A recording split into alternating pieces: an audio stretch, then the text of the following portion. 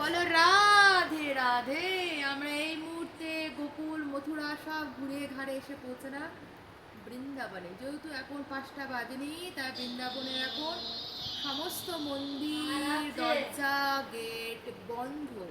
তাই আমরা এখন এই মুহূর্তে হোটেলে এসে পৌঁছেছি। হোটেলটা কি সুন্দর, কি সুন্দর হোটেলটা, আমার খুব পছন্দ হয়েছে।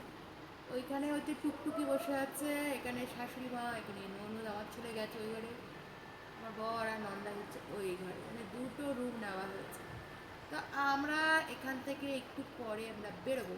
তার আগে এখানে ঢোকার পর আমরা খুব সুন্দর করে ফ্রেশ ফ্রেশ হয়ে এখানে বসেছি খাটে। এরপরে আমরা বেরোবো। এখন সবাই টায়ার্ড আছে, তো মথুরা থেকে আসা হয়েছে এখানে, সবাই ক্লান্ত। মা কি কম্বল চাপিয়েছে গা? আমার শাশুড়ি প্রচুর ঠান্ডায় কাঁপছে ঠক ঠক করে, একটা বিশাল ডামাডোল একটা কম্বল চাপিয়েছে গায়ে। ওখানে টুকটুকি ঠান্ডা লাগছে না, তাই সে হাফ প্যান্ট পরেছে।